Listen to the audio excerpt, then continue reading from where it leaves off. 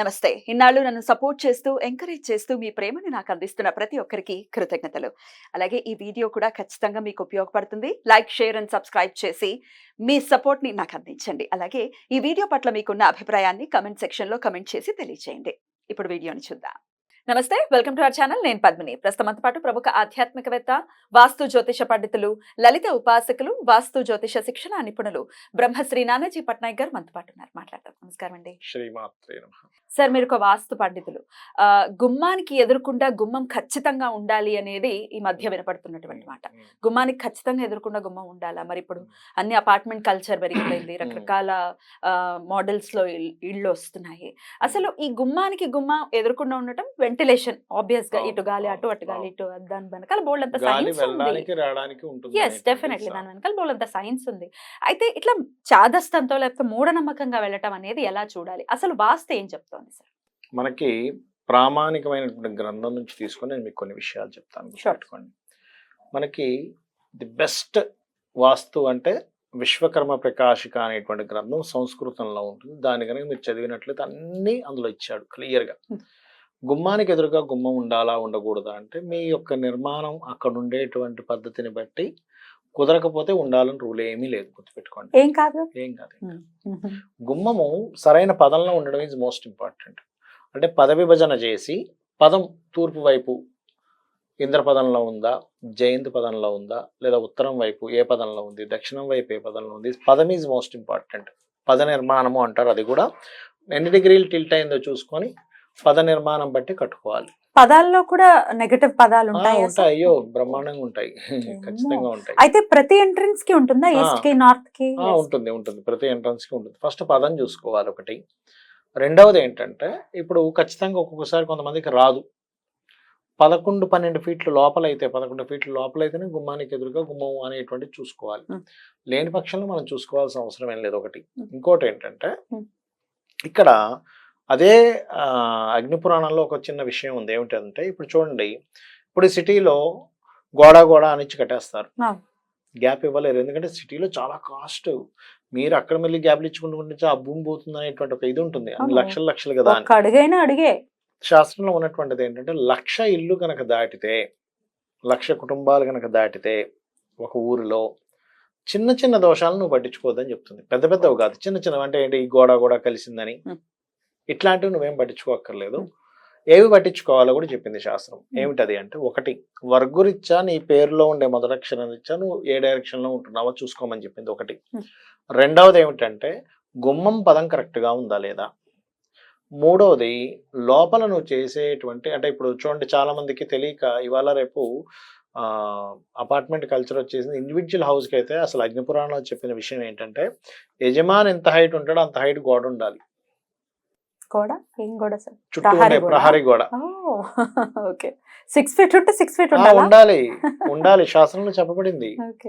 అలాగా ప్రహరీ గోడ లేకుండా కనుక ఇల్లు ఉంటే ఆకస్మికంగా ఏదో ఒకటి జరుగుతుంది ఆ ఇంట్లో. ఇది అపార్ట్మెంట్ కాదు, ఇండివిజువల్ హౌస్ కి నేను చెప్తుంది. అపార్ట్మెంట్ కి సంబంధం కాదు ఇది. అపార్ట్మెంట్స్ ఇక్కడ అవన్నీ ఫ్లోర్లు ఉంటాయి కదా, చెప్పింది శాస్త్రం. అలాగే మరొక విషయం ఏంటంటే, ఈ టిల్ట్ ఎన్ని డిగ్రీస్ టిల్ట్ అయిందో బట్టి, దాన్ని బట్టి అక్కడ ఆగ్నేయం ఎక్కడ వచ్చింది. మీరు ఎంతసేపు ఈ మూల ఆగ్నేయం అనుకుంటే కాదు, ఒక్కోసారి ఆగ్నేయం అటుపోతుంది ఇటు వెళ్తుంది. అక్కడ ఎక్కడుందో చూసుకోవాలి. రఫ్ గా చూడడం కాదు. సరే, ఆగ్నేయం గురించి చెప్తారు కానీ సరే, ఇంకొంచెం ఇంకో క్వశ్చన్ దానికన్నా ముందు, ఈ మీరు పదాల్లో కూడా నెగటివ్ పదాలు ఉంటాయి అని చెప్తున్నారు కదా, ఈస్ట్ కుండే నెగటివ్ పదాలు మీకు 3-4 తప్పితే, అంటే జయంత్, ఇంద్ర తప్పితే మిగతా నెగటివ్ పదాలేనమ్మా. అవి నాకు ఒకసారి చెప్తారా ఏమేమిటో? చాలా ఉన్నాయి. అంటే ఒక్కొక్క వైపు ఒక్క నిమిషం చూపిస్తాను నేను మీకు. ఇందులోనే చూపిస్తాను నేను మీకు. ఒక్క నిమిషం, మీరు అడిగారు కాబట్టి తప్పకుండా.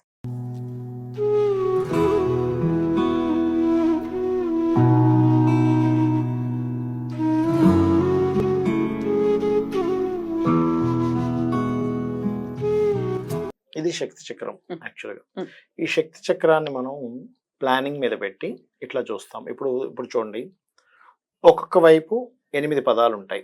తూర్పుకి 8, 8 పదాలు, దక్షిణానికి 8, పడమరకి 8, ఉత్తరానికి 8, 8 4 32 పదాలు ఉంటాయి.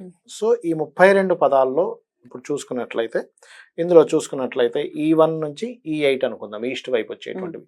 E1 నుంచి కనుక తీసుకున్నట్లయితే ఒక్కొక్కటి షికి, పర్జన్య, ఈ రెండు మంచివి కాదు. E1 E2.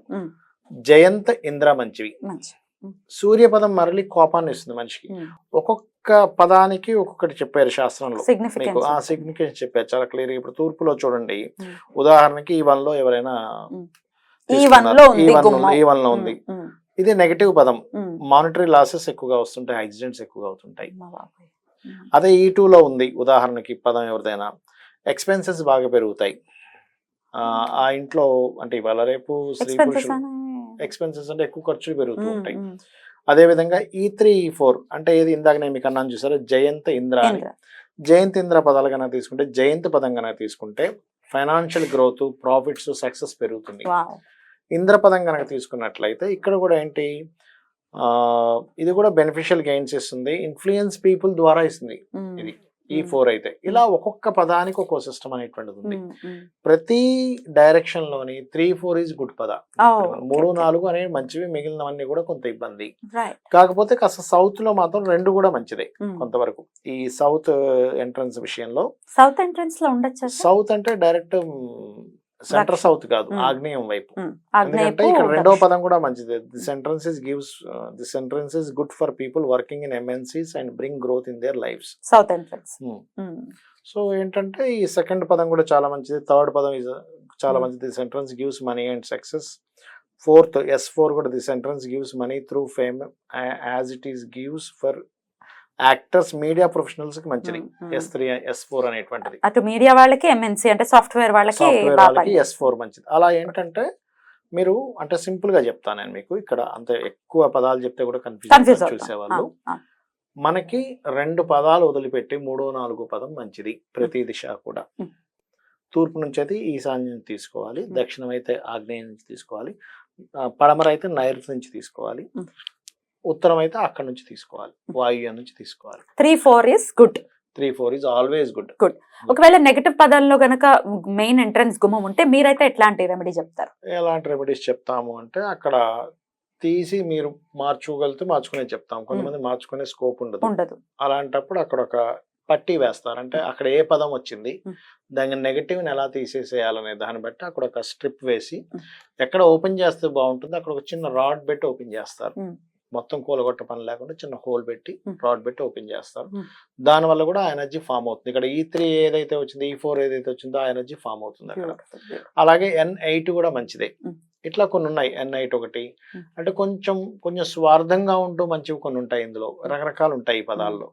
బట్ ఇక్కడ ఏంటంటే మనం డైరెక్ట్ గా ఇక్కడ 2 పదాలను తీసుకోకుండా టిల్ట్ ని బట్టి తీసుకోవాలి. ఒక్కొక్కసారి ఈ పదం చూడ్డానికి ఫస్ట్ పదంలో ఉన్నట్టు ఉంటుంది, కానీ థర్డ్ పదం ఆర్ ఫోర్త్ పదం అవుతుంది టిల్ట్ అయినప్పుడు. అవి చూసుకోవాలి. అది డెఫినెట్ గా సబ్జెక్ట్ నేర్చుకున్న వాళ్ళకి మాత్రమే అర్థమవుతుంది. దాంతో పాటు కలర్స్, ఇంట్లో ఏ వైపు ఏ రంగు వేస్తున్నాము, యాక్టివిటీస్ ఎక్కడ ఏ యాక్టివిటీ చేస్తున్నాము. తెలియక చాలా మంది నార్త్ లో డైనింగ్ హాల్ పెట్టుకుంటారు. నార్త్ లో డైనింగ్ ఉండకూడదు, తినకూడదు. చాలా మంది తెలియక ఉత్తరంలో కిచెన్లు పెట్టుకున్న వాళ్ళు ఉన్నారు, ఉత్తరంలో బాత్రూమ్స్ పెట్టుకున్న వాళ్ళు ఉన్నారు. మీకు అక్కడ దేవతా పదాలు కదా, మన ఇంద్రుడు, మన కుబేరుడు ఉండే స్థానం, అక్కడ మీరు టాయిలెట్స్ పెట్టుకుంటే అట్లా ఉత్తరంలో వాయువ్యంలో కూడా పెట్టుకుంటూ ఉంటారు. వాయువ్యంలో పెట్టుకుంటారు, పడమర వాయువ్యం పెట్టుకోవచ్చు, నార్మల్ వాయువ్యంలో పెట్టుకోకూడదు. ఇట్లా తెలియక చేసే మిస్టేక్స్. ఇప్పుడు పెట్టేసుకున్నారు, ఇప్పుడు తీయడం కుదరదు, అపార్ట్మెంట్ లోకి వెళ్ళిపోయారు, ఆ పైప్ లైన్స్ అన్ని డిస్టర్బ్ అవ్వలేము. అలాంటప్పుడు దానికి కూడా రెమెడీ ఉంటుందండి. చేస్తే ఎంత పర్సెంటేజ్ అది పనిచేస్తుంది? బాగానే పనిచేస్తుంది, 80 to 90% బాగానే పనిచేస్తుంది. బట్ ఉన్న ప్రదేశంలో ఉంటే మంచిది. బట్ టోటల్ 100% నెగటివ్ రిజల్ట్ ఇచ్చే కంటే కూడా 5-10% రిజల్ట్ వస్తుందంటే మంచిదే కదా. ఇందులోనే సార్ ఈశాన్యంలో దేవుడి గది ఉండకూడదు అంటూ కొత్త నానుడి వినపడుతుంది సార్. దీన్ని ఎలా చూస్తారు? దానికి శ్లోకం చెప్పమనండి. ఈశాన్యంలో దేవుడి గది ఎందుకు ఉండకూడదు శ్లోకం చెప్పమనంటే నేను ఎందుకు ఉండాలి, నేను శ్లోకం చెప్తాను. చెప్పండి సార్ ఒకసారి. ఈశాన్యే దేవతా గృహ అనేటువంటిది విశ్వకర్మ ప్రకాశిక అనే గ్రంథంలో ఉంది. విశ్వకర్మ కంటే మనం గొప్ప వాళ్ళేం కాదు కదా. ఒక్క నిమిషం ఆలోచించండి. మన ఆయనే సృష్టికర్త ఈ వాస్తుకి, ఆయనకంటే గొప్ప వాళ్ళం మనం కాదు. ఆయన స్పష్టంగా చెప్పాడు, అయ్యా ఈశాన్యంలో దేవతా గృహం పెట్టుకోండి. ఎందుకు అంటే ఇక్కడ పదంలో చూస్తే దితి అదితి అనేటువంటి పదాలు ఉంటాయి. అవి మన ఆలోచన ఏదైతే ఉందో అక్కడ పూజ చేసినప్పుడు మన ఆలోచన ఈశ్వరుడి యొక్క అనుగ్రహంతో కనెక్ట్ అవుతుంది. అందుకని అక్కడ నువ్వు పూజ గదిలో ఉంటూ కొంచెం మెడిటేషన్ చేసుకుంటావు, కొంచెం నువ్వు ఆలోచించుకుంటావు, నీ ఆలోచనలు కరెక్ట్ అవుతాయి. Right. అందుకని అక్కడ పెట్టుకోమన్నారు.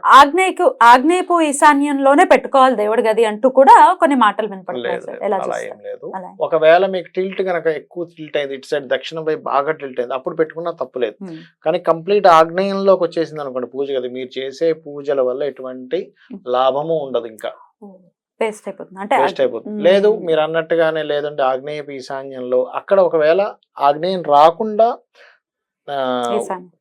తూర్పు ఆగ్నేయం వచ్చింది అనుకోండి, ఆ ప్లేస్ లో పెట్టుకోవచ్చు. ఇది కిచెన్స్ లో కొంతమందికి ఉంటది, కానీ ఆగ్నేయం వస్తే తప్పు అంటున్నాను నేను.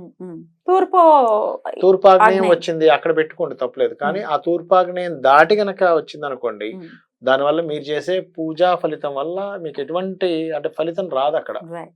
ఎందుకంటే మీరు రాంగ్ రూట్ లో అంటే చిన్న ఎగ్జాంపుల్ చెప్తాను చూడండి.